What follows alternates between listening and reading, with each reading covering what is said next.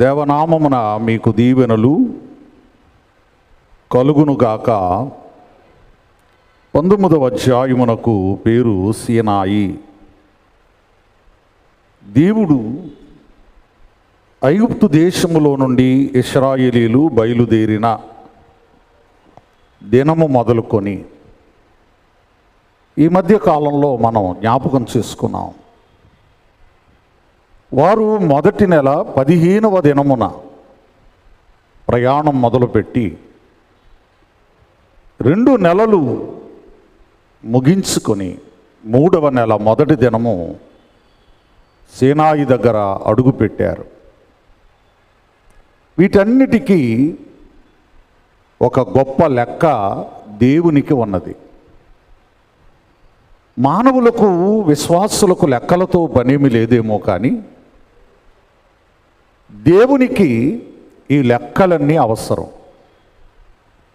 ఆ లెక్క ఏంటో నేను చెప్తాను, ఇప్పటికిప్పుడు కాకపోయినా. ప్రియులారా,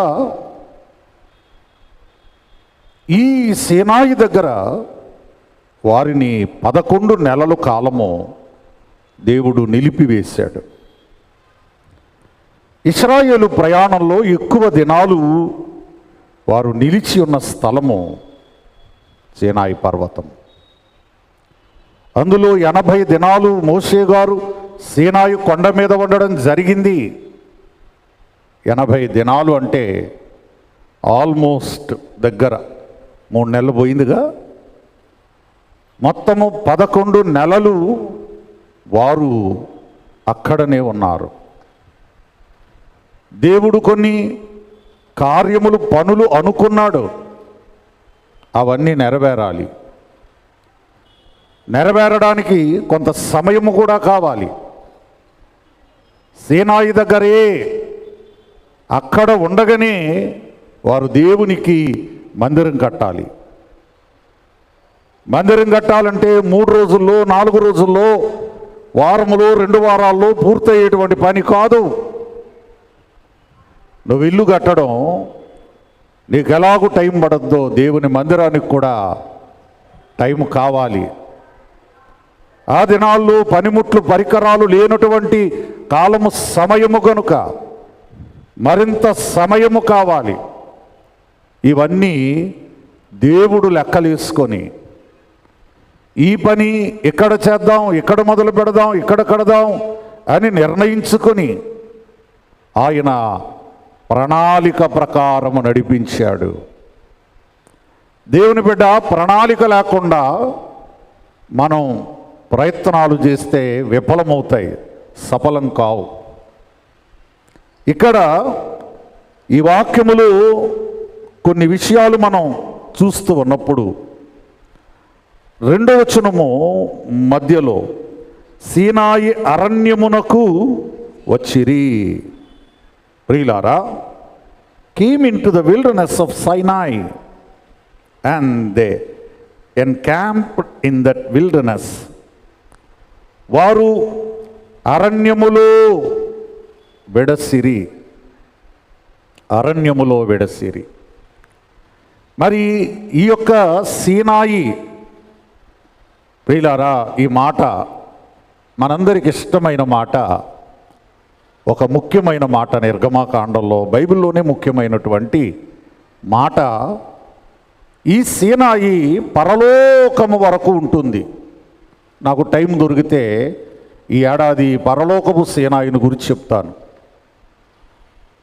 అంత ప్రాముఖ్యమైనది కనుక ఎందుకు ఇన్ని నెలలు వాళ్లను ఎక్కడ పెట్టాడు?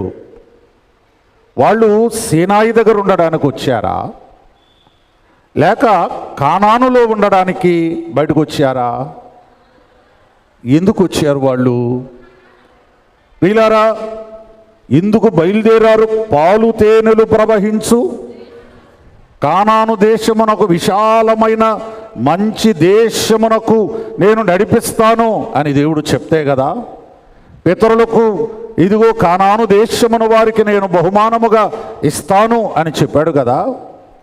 మరి ఆ ప్రయాణంలో ఈ కొన్ని గంటలు ఆగితే పర్వాలేదు. మీరు ఎప్పుడైనా ఇంటర్నేషనల్ జర్నీ చేస్తే ఇక్కడ విమానం బుక్ చేసుకున్నప్పుడే కొన్ని విషయాలు మనకు తెలుస్తాయి. ఎట్లా అంటే కొన్నిసార్లు మనం ఇస్రాయేల్ వెళ్తున్నాం, హైదరాబాద్లో విమానం ఎక్కితే మరి వేరే చోట విమానం దిగి ఇంకొక విమానం పట్టుకోవడానికి కొన్నిసార్లు 7 గంటలు ఆ ఎయిర్పోర్ట్ లోపల మనం ఉండాలి. కొన్నిసార్లు 14 గంటలు ఉండాలి. కొన్నిసార్లు ఇంకా ఎక్కువ సమయం ఉండాలి. నువ్వు ఎక్కువ సమయం ఉండే కొలది టికెట్ రేటు తగ్గుద్ది.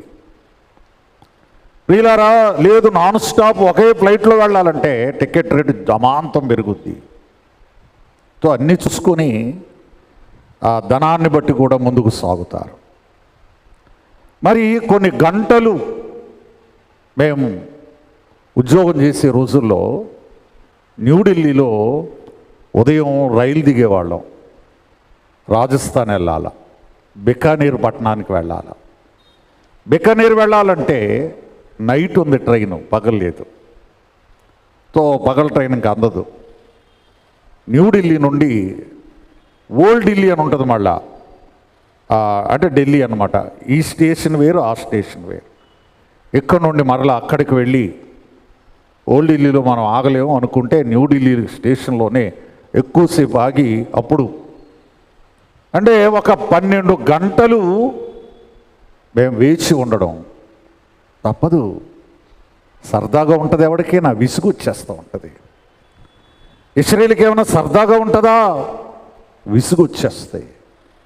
మరి ఎందుకు కాపాడు దేవుడు అని అంటే అరణ్యములో వారిని పెట్టారు. ఈ 2 ఫ్యాన్లు ఆపేయండి, అక్కడ ఎవరు లేరు. దేవుడు అరణ్యంలో పెట్టాడు. అరణ్య జీవితాన్ని దేవదాసయ్య గారు ఏమని వర్ణించారంటే, they encamped in the wilderness. అరణ్యమందు దిగిరి. ప్రియులారా, అరణ్యము విద్యాశాల అన్నారు దేవదాసయ్య గారు. దానికి పెట్టినటువంటి పేరు విద్యాశాల. విద్యాశాలలో ఏం చెప్తారు? విద్య చెప్తారు, పద్ధతులు చెప్తారు. 400 సంవత్సరాలు మీకు పాతింటి పద్ధతులు అలవాటైనవి. ఇప్పుడు మీరు వెళ్ళేది కొత్త ఇంటికి, కొత్త దేశానికి. ఈ పద్ధతులు ఆ దేశానికి సరిపోవు. మీరు అన్య దేశంలో ఉన్నారు, ఆ పద్ధతులు వేరు. మీరు అన్యరాజు పరిపాలనలో ఉన్నారు, ఆ పద్ధతులు వేరు. ఇప్పుడు మీరు క్రొత్త దేశంలో దేవుని ఆ నాయకత్వంలో, దైవజనుల నాయకత్వంలో ఉండబోతున్నారు. ఈ పద్ధతులు వేరు. అవి ఇక్కడికి రాకూడదు, అవి ఇక్కడ ఉండకూడదు, కనబడకూడదు. క్రొత్తవి నేర్పుతున్నాడు దేవుడు. అమ్మా, నువ్వు భూలోకం నుండి ఎక్కడికి వెళ్ళడానికి సిద్ధపడుతున్నావు? గట్టిగా చెప్పండి. పరలోకం అన్న వాళ్ళందరూ పరలోకంలో అడుగుపెట్టును గాక. అందుకే చెప్పండి అంటాను నేను. మీకు ఒక దీవెన ఇవ్వాలని నేను చెప్పిస్తాను మీ నోటితో. సో పరలోకం వెళుతున్నాం. పరలోకం వెళ్ళిన తరువాత భూలోక పద్ధతులు పరలోకంలో పనికిరావు. ఓకే ప్రియులారా, నువ్వు భూలోకంలో అనుసరించినవి, ఆచరించినవి అక్కడ పనికిరావు. నువ్వు పరలోకం వెళ్ళిన తరువాత అక్కడి పద్ధతులు నువ్వు నేర్చుకోవాలి. నీ పాత పద్ధతులు పనికిరావు. మేము వెంట చదివే రోజుల్లో ఒక పాఠం ఉండేది. మా పాఠం ఇంగ్లీష్ పాఠంలో ఒక పాఠం ఏంటంటే, a wrong man in workers Paradise. మరి ఒక స్వర్గంలో పనిచేసేవారున్న ఆ స్వర్గంలో ఏ రాంగ్ మ్యాన్, ఏ పని చేయనోడు వెళ్ళాడంట. అందరూ ఎవడ పని మీద ఆవిడ బిజీ, వీడితో మాట్లాడేలేడు. ఇదిగో హలో అంటే ఆగేవాడు లేడు. ఏమంటే గురుగారు అంటే ఆడొంక చూసేవాడు లేడు. ఎవ్వడి పనిలో ఆడున్నాడట. అప్పుడు అనుకున్నాడంటే వీడు, నేను అనవసరంగా ఇక్కడికి వచ్చాను రా బాబు. నాలాంటోడు ఒక్కడు కూడా లేడీడు. అందుకే ఆ పాఠం పేరే రాంగ్ మ్యాన్. ఆడు రైట్ మ్యాన్ కాదాడు. పరలోకంలో రాంగ్ మ్యాన్స్ ఉండరు, రాంగ్ విమెన్స్ ఉండరు. ప్రియులారా, ఇది నేర్పడానికే దేవుడు వారిని సీనాయి దగ్గర కూర్చోబెట్టాడు. ఇక ఆజ్ఞలతో మొదలుపెట్టాడు. రేపు మొదలవుద్ది. వారికి అట్లా చెప్తూనే ఉంటాడు. 20, 21, 22, 23 ఈ 4 అధ్యాయాలు ఫుల్ క్లాస్ తీసుకుంటున్నాడు దేవుడు. ఇక బోధే బోధ. ప్రియులారా, మరలా రివిజన్ ఉందండి. ఈ నిర్గమాకాండం 20వ అధ్యాయం నుండి 23వ అధ్యాయం వరకు బైబిల్లో మరలా దేవుడు ఇంకొక చోట రాయించాడు. దాన్నే ద్వితీయోపదేశ కాండము అంటారు. ద్వితీయ అనగా రెండవ, ఉపదేశ కాండము అంటే ఒకసారి చెప్పిన ఈ ఆజ్ఞలు, ఈ సూత్రాలు, ఈ పద్ధతులు ఫైనల్గా మరొక్కసారి జ్ఞాపకం చేస్తున్నాడు. ఎందుకంటే 40 ఏళ్ళు తర్వాత కొంతమంది ఉంటారు, పోతారు, కొత్త వాళ్ళు వస్తారు. అంచేత ఒక్కోసారి ఆ చెప్పిన విషయాలు మరల చెప్పాలి. కొత్త వారి కోసం, మర్చిపోయిన వారి కోసం. దేవుని బిడ్డ, వాక్యంలో మనం చూస్తే మరి ఆ పర్వతం మీద నుండి దేవుడు మోషేతో మాట్లాడి వారు చేయాల్సిందేంటో చాలా చాలా చక్కగా ఆయన చెప్పాడు. ఏం చెప్తున్నాడు? 5వ వచనం, మీరు నా మాట శ్రద్ధగా విని నా నిబంధన. ఇంకా నిబంధన రాలేదు.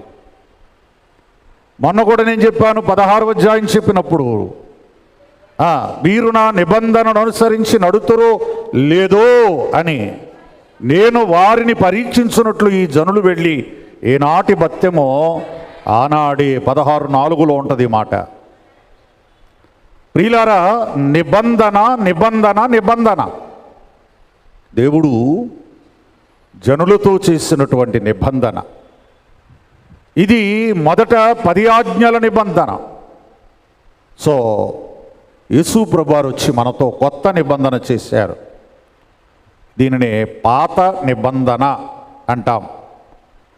గనుక వాక్యమందు మనం గమనిస్తే, చూస్తే, పరిశీలన చేస్తే, ప్రియులారా, శ్రద్ధగా వినిన ఎడల మీరు సమస్త దేశములలో, అబ్బా ఎన్ని దేశాలు భూమి మీద ఉండబోతున్నాయో, ఎన్ని దేశాలు భూమి మీద రాబోతున్నాయో.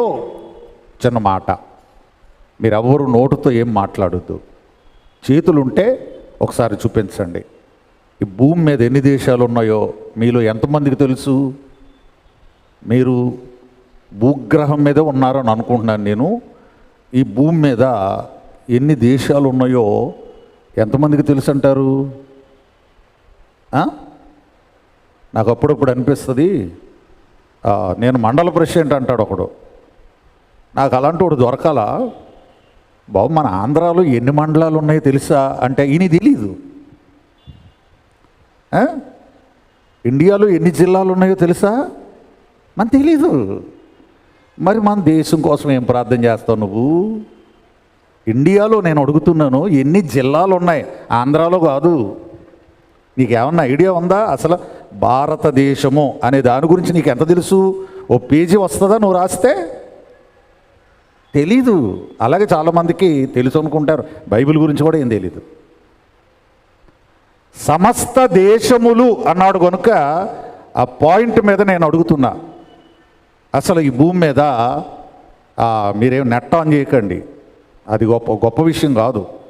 నీకేమన్నా అవగాహన ఉంటే, మరి మీకు ఏ అవగాహన లేదనుకో, ఈ నెలలో ఒక 15 రోజుల లోపల ప్యారిస్లో ఒలింపిక్స్ జరగబోతున్నాయి. అన్ని దేశాల వారు అక్కడ ఉంటారు. ఎన్ని దేశాలు ఉన్నాయో చూడండి. ఒక 196 దేశాల వారు ఒలింపిక్స్లో పాల్గొంటారు. కొన్ని దేశాలకి ఛాన్స్ లేదు, మిగిలిపోయిన దేశాలు ఉంటాయి కొన్ని. కొన్ని అర్హత పొందని దేశాలు ఉంటాయి. సో మొత్తం 206 దేశాలు గుర్తింపు పొందిన దేశాలు ఉంటాయి. ఇక ప్లస్ మైనస్లు ఇప్పుడు ఉండనే ఉంటాయి. పాలస్తీనాను కూడా దేశం చేయండి అని అక్కడ గొడవ జరుగుతుంది. పాలస్తీనా దేశం కాదు, ఇంకా యుఎన్ఓ దానికి గుర్తింపు ఇవ్వాల. ఇవేవి తెలియకుండా నువ్వు భూమి కొరకు, ప్రపంచం కొరకు, నీ దేశం గురించి తెలియకుండా నీ దేశం కొరకు ఏం ప్రార్థన చేస్తావు నువ్వు? అందుకని నేను అడుగుతూ ఉంటాను, నా జ్ఞానం మీ ముందు పెట్టాలని కాదు ప్రియులారా. సమస్త దేశములలో నాకు స్వకీయ సంపాద్యమగుదురు. అన్ని దేశాలు ఉన్నాయి కదా, ఆ దేశాల్లో నుండి మిమ్మును నా సొంత జనము. ఇది ఈ మాట ఒకసారి మనం ఇంగ్లీషు బైబిల్లో చూద్దాం. Obey my voice and keep my covenant, you shall be my treasured possessing among all people, for all the earth is mine. దేవుడు ఏమంటాడంటే, ఈ సమస్త దేశాలలో మిమ్మల్ని ఒక ప్రత్యేకమైన ప్రజలుగా నేను ఏర్పాటు చేసుకుంటాను. మరి చేసుకుంటాను అన్నాడు కదా, నువ్వు బైబిల్ చదివేటప్పుడు అక్కడ ఆగిపోవాలా. చేసుకున్నాడా? ఇంకెందుకు బైబిల్ చదవడం? వరుస పెట్టి చదువచ్చినోడు ఎవడన్నా అన్యుడిని కూడా చదివేస్తాడు. నువ్వు ఆగి ఆగి ఇది జరిగిందా, ఈ మొక్క జరిగిందా, ఇది నెరవేరిందా, ఇలా చేశాడా దేవుడు, చేస్తానన్నాడు చేశాడా అని మరి చేయాలంటే మళ్ళా నీకు దేశాల గురించి, ప్రపంచం గురించి కొంచెం బుర్ర అవసరం. చేశాడండి, చేశాడు. ఈ ప్రపంచంలో ప్రియులారా, ఈ ప్రపంచంలో అత్యున్నతమైన బహుమానము నోబెల్ ప్రైజ్. నోబెల్ ప్రైజ్ గుర్తుపెట్టుకో, అందరికీ తెలిసిందే ఇది. నోబెల్ ప్రైజులు ఇంతవరకు ఒక 1000 ఇచ్చారు అని అనుకుందాం. 1000 నోబెల్ ప్రైజులు బయటకు వస్తే అందులో 750 నోబెల్ ప్రైజులు ఇశ్రాయేలీలు కొట్టేశారు. నోబెల్ ప్రైజ్ కొట్టడం అంటే ఇది మామూలు విషయమా? ఇది ప్రపంచంలో ఇన్ని దేశాలుంటే 75 to 80% నోబెల్ ప్రైజులు ఎవరు పట్టుకెళ్ళిపోయారా అంటే ఇశ్రాయేలీలు. చూసావా?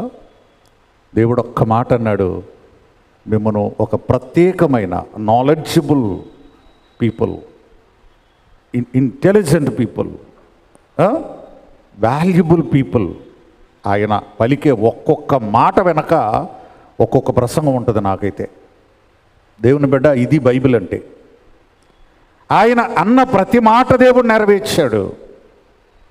అందుకే ప్రపంచ జ్ఞానం తెలిసినోడే బైబిల్ని చక్కగా వివరిస్తాడు. నూతులో కప్పలకి ఈ విషయాలన్నీ అర్థం కావు. సమస్త జనులలో ఒక్కొక్కసారి అంటే అలా నేను మాట్లాడొచ్చు లేదో నాకు తెలియదు, కానీ ఒక్కోసారి కొంతమంది ఛాలెంజ్ చేస్తారు. యూదులతో పోటీ పడతారు కదా, యూదుల్ని కొంచెం చిన్న చూపు చూస్తారు ఒక వర్గం కదా. వాళ్ళు అంటారు నోరు మోయించడానికి, మేం కనిపెట్టిన వాటిని బట్టి మేము కొట్టిన నోబెల్ ప్రైజులు ఎంత, ఈ ప్రపంచంలో ముస్లింలందరూ కలిపి పొందిన నోబెల్ ప్రైజులు ఎంత? రండి. ఎవడైనా ఆ శాస్త్రంతోనే కొడతాడు, లెక్కలతోనే కొడతారు. దేవుని బిడ్డ, అది దేవుని ప్రజలు అంటే, అది దేవుని జనులు అంటే. వాక్యంలో మనం చూస్తే మరి మిమ్మును యాజక రూపమైన రాజ్యముగా, పరిశుద్ధ జనముగా నేను ఏర్పాటు చేసుకోబోతూ ఉన్నాను. మరి ఈ మాటలన్నీ నీవు వారికి వివరించవలెను, తెలియచేయవలెను అన్నప్పుడు మోషే ప్రజలందరితో చెప్పగా మరి ప్రజలు దేవుని మాట ప్రకారం చేస్తామని వారు చెప్పారు. ఇప్పుడు 10వ వచనంలో నీవు ప్రజల యొద్దకు వెళ్ళి నేడును రేపును ఇప్పుడు పైకి వెళ్ళిన వాడిని కిందకి వెళ్ళమంటున్నాడు దేవుడు. నీవు ప్రజల యొద్దకు వెళ్ళి, మోసే జీవితం ప్రజల మీద కోప్పడ్డాడు అంటే మరి ఆ కొండెక్కడం దిగడం. ఈ రోజున ఒంటి నడిచిన బాటన ఉంది, ఆ రోజున లేదు. నేను ఒక వీడియో చూస్తూ ఉంటాను. ఇది తెలిసిన తర్వాత మా ఇంటికి ఎవరైనా పిల్లలు వస్తే అయ్యగారు ఒకసారి అది పెట్టండి అంటే పెడతా ఉంటా. మోషే గారు ఫస్ట్ టైం సేనాయి కొండ ఎక్కినప్పుడు ఆయన జీవితంలో ఈ 2-3 పర్యాయాలు కూడా ఆయన ఎక్కినప్పుడు, దేవుని బిడ్డ, ఆయన చేతులకు ఒక బట్ట కట్టుకొని ఆ చేతుల సపోర్టు తీసుకొని మరి ఆ చేతుల మీద ఇలా ఆనుకొని అలా ఎక్కుతూ ఉన్నప్పుడు 2-3 సార్లు మోషేకు కాలు జారిపోయింది. ఆ దృశ్యాలు కూడా అందులో ఉన్నాయి. ఎంత రియాలిటీగా చిత్రీకరించారంటే నాకు చాలా నచ్చుద్ది. మోషేకు 2-3 సార్లు కాళ్ళు అలా అలా జారిపోవడం, పడిపోవడం, అంత డేంజరస్, అంత రిస్కీ ఆ రోజుల్లో. 6000 సంవత్సరాల క్రితం. దేవుని బిడ్డ ఎవరి కొరకు ఎక్కుతున్నాడు?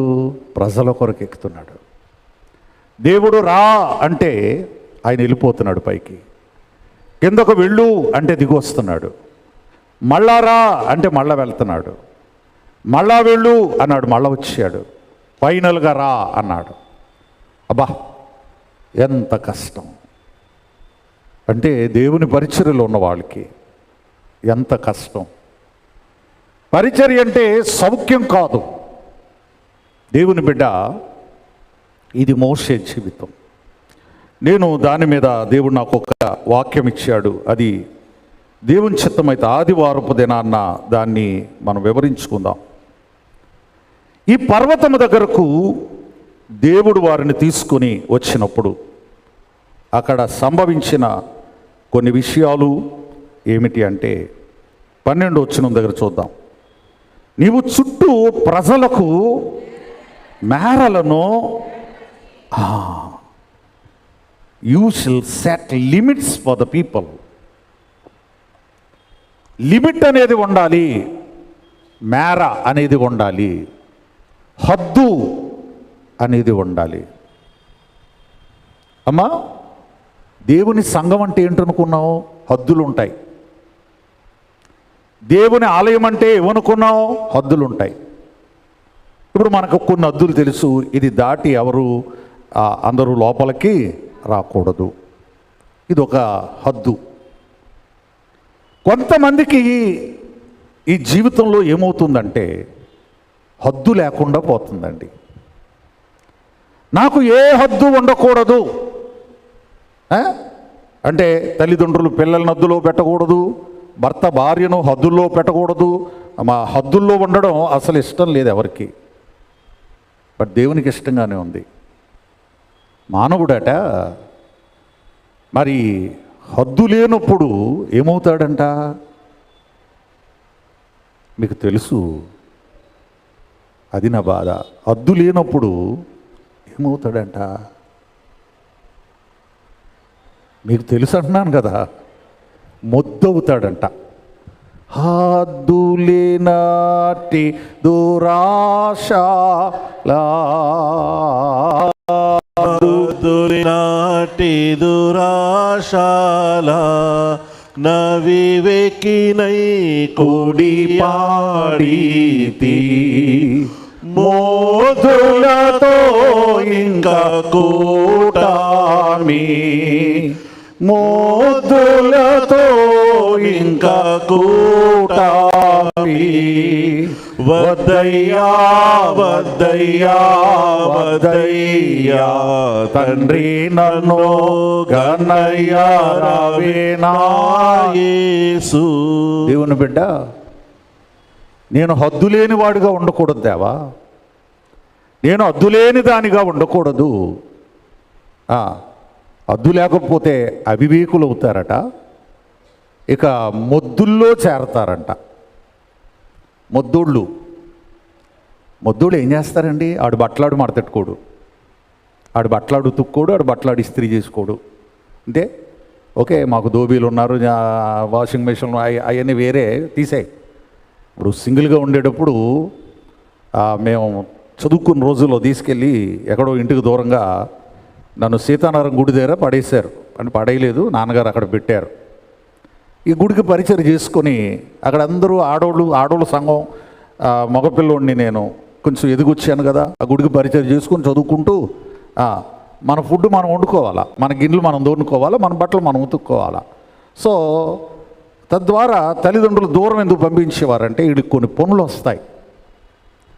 అదే ఇంట్లో ఉండి చదువుకుంటే అమ్మ వండి పెడుతుంది, మరి ఇంకొకటి సాకులో ఎవరో ఉతుకు పెడతారు, అట్లా కుదరదు. అందుకే పాతకాలం చదువుతో పాటు వాళ్ళకి పనులు వచ్చు. ఈరోజు చదువు రాదు, పని రాదు, ఏమి రాదు. ఈరోజు బతుకు తెరివే రాదు. ఏదో మార్కులు వచ్చినాయి, ఒకవేళ ఉద్యోగాలు వచ్చినాయి, బట్ ఇంకేం రాదు. అందుకే చాలామంది మొద్దుల వలె తయారైపోయారట, చురుగ్గా లేరట. పరలోకానికి మొద్దులు పనికిరారు సుమా. హద్దులో ఉన్న వాళ్ళనే దేవుడు అక్కడికి తీసుకెళ్తాడు. అందుకే హద్దుల్లో ఉన్నారా మీరు కానాను వస్తారు, హద్దులో లేని వారులారా నాకు అక్కర్లేదు ఎక్కడైతే వస్తారు. ప్రజలను దేవుడు పరీక్షిస్తున్నాడు. నీవు హద్దుల్లో ఉండే మనిషివా? సంఘానికి కొన్ని హద్దులున్నాయి, సమాజంలో కొన్ని హద్దులున్నాయి. ఈ హద్దులు పాటించే బిడ్డగా ఉన్నావా, లేకపోతే మొద్దుగా ఉన్నావా? మొద్దులు దేవునికి అక్కరలేదు. ప్రియులారా, దేవుడు అంటాడు వారికి మేరలను ఏర్పరచి, పర్వతము ఎక్కవద్దు, అంచును కూడా ముట్టుకొనవద్దు, ఒకవేళ ముట్టుకుంటే వానికి మరణశిక్ష. 13 వచ్చును, ఎవడును చేతితో దానిని ముట్టకూడదు. No hand shall touch him but he shall be stone or shot. వీళ్ళారా, ఎంత కఠినమైన శిక్ష దేవుడు పెట్టాడంటే, నాయకొండ మరి ఎప్పుడూ ముట్టుకోకూడదా అంటే అలా కాదు. దేవుడు వచ్చినప్పుడు ముట్టుకోకూడదు. దేవుడు వచ్చినప్పుడు టచ్ చేయకూడదు అమ్మా. మరి దేవుడు లేనప్పుడు నేను 3 సార్లు ఎక్కా సేనాయకొండ, మరి మేము ముట్టుకున్నాగా. అలాంటి సందర్భంలో కాదు. కానీ దేవుడు ఆ కొండ మీద ఉన్నప్పుడు దూరంగా ఉండు అని చెప్తా ఉన్నాడు. ఏ నరుడును నీతో కూడా రాకూడదు. ఏమ్మా, ఏ నరుడు కూడా దాన్ని ముట్టుకున్న వాళ్ళంట కొట్టబడి చచ్చిపోవాలంట. మరి ఒక మాట నేను అడుగుతా, మరి మోషే నరుడా దేవుడా? ఇప్పుడు మోషే ఎవరు? త్వరగా చెప్పండి. మరి ఈయన ముట్టుకోవచ్చా? ఈయన ముట్టుకోవచ్చా? ఈయన తాకొచ్చా? ఈయన ఎక్కొచ్చా? ఇప్పుడు ఉంటారు సమాజం అన్నాక నానా రకాల మనుషులు. ఆయన ఎక్కొచ్చా? ఆయన చెయ్యొచ్చా? అరే, ఆయన రమ్మంటున్నాడు రా దేవుడు, నేను రమ్మన్నాడా? ఇప్పుడు ఆయన వెళ్ళకపోతే ఆ ఆజ్ఞలు ఎవరు తెస్తారు? నేను కూడా రాను ప్రభు అంటే దేవుడు అంటాడు నీవు ఎక్కి రావాలను.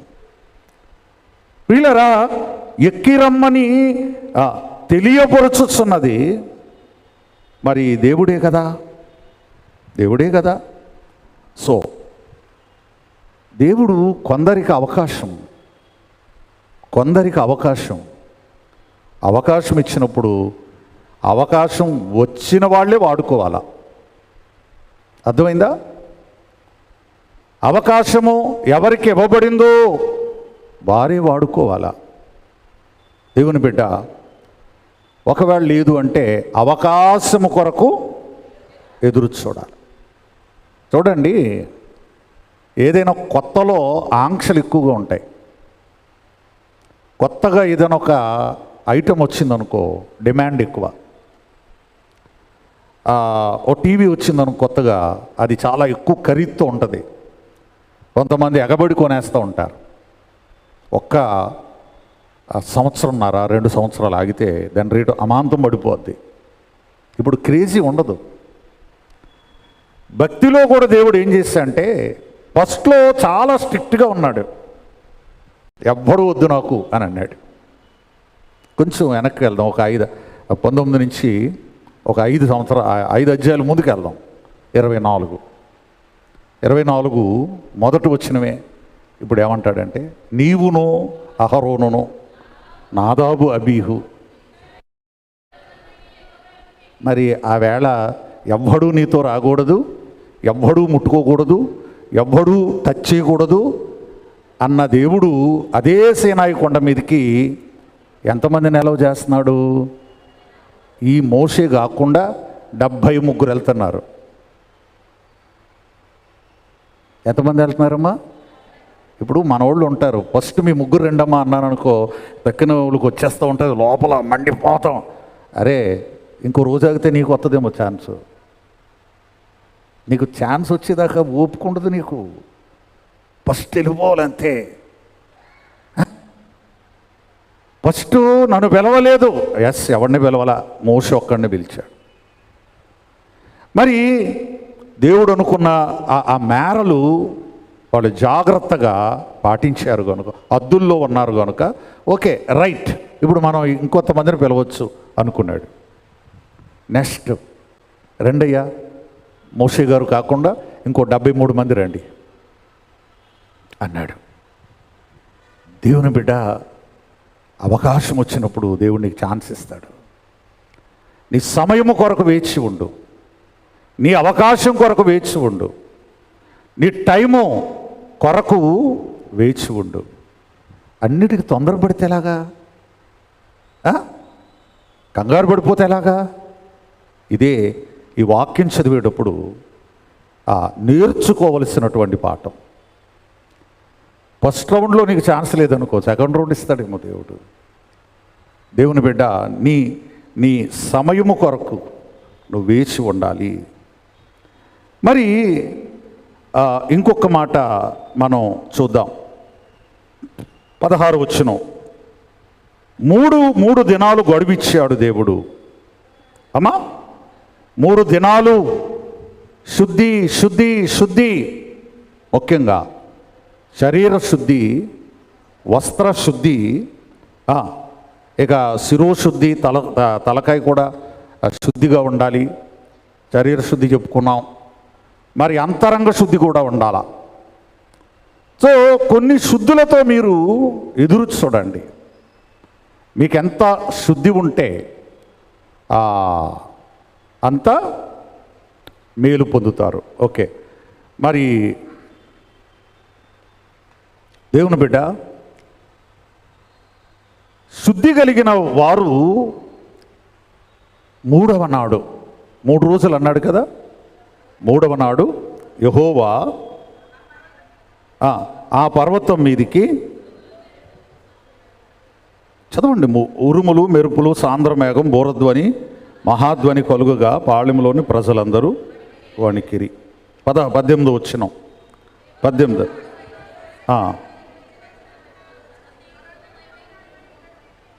ప్రియులారా, now the mount సైనై was wrapped in smoke because the Lord had descended on it in fire. ఎలా వచ్చాడట? కొంచెం మీరు గట్టిగా చెప్తే మీకు మర్మం వదులుతాను ఇవాళ. అందరూ అగ్నితో వచ్చాడు. అగ్నితో రాగానే అందరూ దేవుడురా దేవుడురా దేవుడురా దేవుడురా అంటే దేవుడు ఎలా ఉన్నాడు చెప్పండి? అగ్ని కనబడుతుంది. దేవుని బిడ్డ, మీకు ప్రశ్న ఉంది, ఇప్పుడు మంచి జవాబు కూడా ఉంది. సో ఫస్ట్ టైం దేవుణ్ణి చూసిన వాళ్ళు, అగ్నిని చూసిన వాళ్ళు.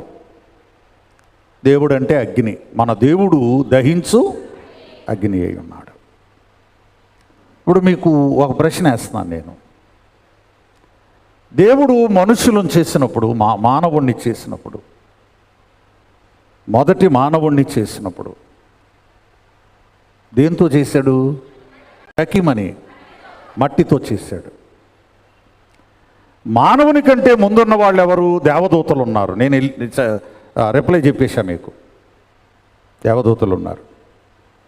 ఇప్పుడు దేవదూతలను దేవుడు దేనితో చేశాడు? ఇప్పుడు పలానా కూర ఉంది, దేంతో చేసావు? అందులో కొంచెం చింతపండు వేసావు, మసాలా వేసావు, ఓకే, నీకు అర్థమైపోయింది. ఇదిగో చింతపండు కలిసింది, ఇందులోనూ మసాలా కలిసింది, మన నోట్లో పెట్టుకోగానే పులపులగా ఉంది, బాగానే ఉంది చేపల కూర, అర్థమైపోయింది.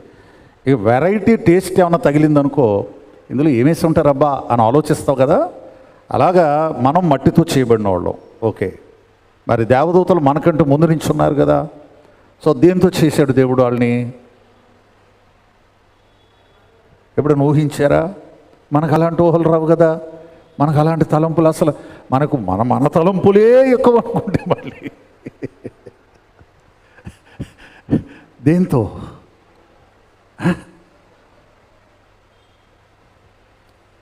ఓకే, నేను మిమ్మల్ని వదిలేస్తున్నాను, ఎందుకంటే ఈ మాట నేను ఎప్పుడు చెప్పలే మీకు. నాకైతే తెలుసు, నేను మీకు ఎప్పుడు చెప్పిన గుర్తు నాకైతే లేదు. జాగ్రత్తగా విను. దేవుడు దేవదూతలను అగ్నితో చేశాను. దేవుని బిడ్డ, దేంతో చేయబడిన వాళ్ళు? నువ్వు మంటేస్తే ఏం కాలిపోరాళ్ళు, అర్థమైందా? అగ్నితో చేశాను దేవదూతలను. So God made of them with fire. అది ఒక దైవాగ్ని, పరిశుద్ధాగ్ని, అది స్వచ్ఛమైనటువంటి అగ్ని. అది ఇవాళ దేవుడు అగ్నితో దిగివచ్చాను, అందుకని చెప్పాను ఆ మాట మీకు. మరి అందరూ దేవుడు అంటే అగ్ని అగ్ని అగ్ని అని కొంతమంది ఆవేళ ఆయనకి అగ్గిదేవుడు అని పేరు పెట్టారు. మన దేవుడు అగ్గిదేవుడు కాదు, ఆయన దహించు అగ్నిలాగా ఉంటాడు. ఓకే, నా టైం లేదు, అందుకని ముందుకు వెళ్ళిపోతున్నా. ప్రియులారా, మరి దేవుడు ఆ శిఖరము మీద నుండి మాట్లాడడం, కంఠస్వరము చేత అతనికి ఉత్తరము ఇచ్చుచు ఉండెను. ప్రియులారా, మోషే మాటలాడుచుండగా Moses spoke and God answered him in thunder. మరి మోషే ఏం మాట్లాడాడు? ఉత్తరము, ఆన్సర్ అనే మాట ఎప్పుడు వస్తుంది? ప్రశ్న ఉన్నప్పుడు. మోషే గారు ఏం చేస్తున్నాడు? దేవుణ్ణి ప్రశ్నిస్తున్నాడు. ఇక్కడ ప్రశ్నలు ఏమి లేవండి, అలాంటి చెత్త మాటలు మాట్లాడకండి. ఒక రేంజ్కి వెళ్ళాక నువ్వు చాలా ఉన్నతంగా ఆలోచించాలి దేవుని వాక్యాన్ని. ఉత్తరం ఇచ్చొచ్చు ఉండేను. ఉత్తరం అంటే జవాబు, ఓకే. ప్రియులారా, ఆన్సర్ ఎప్పుడు ఉంటుందంటే దేర్ ఈజ్ ఏ క్వశ్చన్, ఒక ప్రశ్న ఉన్నప్పుడు. మోషే యొక్క సందేహములు దేవుని ఎదుట పెట్టినప్పుడు దేవుడు మోషేకు ఓపిగ్గా జవాబు ఇస్తూ ఉన్నాడు. చూసావా? మరి దేవుని సన్నిధిలోనికి వెళ్ళినప్పుడు నీకు అర్థము కానివి దేవుణ్ణి నువ్వు అడగాలి. నీకు తెలియని విషయములు దేవునిని అడిగి, ఇదే దేవదాసయ్య గారు రాసినటువంటి మాట. దేవుని బిడ్డ, దేవునిని అడిగి అడుగుచు ఉండగా ఆయన అనేకమైనటువంటి జవాబులు, ఆన్సర్స్ దేవుడు మోషేకి ఇచ్చాడు. దేవునికి మహిమ. మనం కూడా దేవుని సముఖంలోకి వెళ్ళేది ఎందుకు అంటే, మనకు అర్థం కానివి, మరి తెలియని విషయములు దేవునిని అడిగి తెలుసుకొనవలను, పొందుకొనవలను. జవాబు తీసుకొనవలెను. ప్రియులారా, మానవ జీవితంలో రాకడకు సిద్ధపడే మనలాంటి వారికి ఎన్నో సందేహాలు, ఎన్నో ప్రశ్నలు. ఈ ప్రశ్నలన్నిటికీ దేవుడే చక్కని జవాబును మనకు ఇచ్చేవాడై ఉన్నాడు. సరే, ఈ పర్వతానికి ఆ 7 పేర్లు ఉన్నాయి. మన టైం అయిపోయింది. మరి ఎప్పుడైనా మనం చెప్పుకుందాం. దేవునికి మహిమ. ప్రియులారా, ఈ సీనాయి దగ్గర మన నిర్గమాకాండం ఇక సీనాయి దగ్గరే ముగిసిపోద్ది. No more new places. ఇక కొత్త స్థలాలకు మనం వెళ్ళం.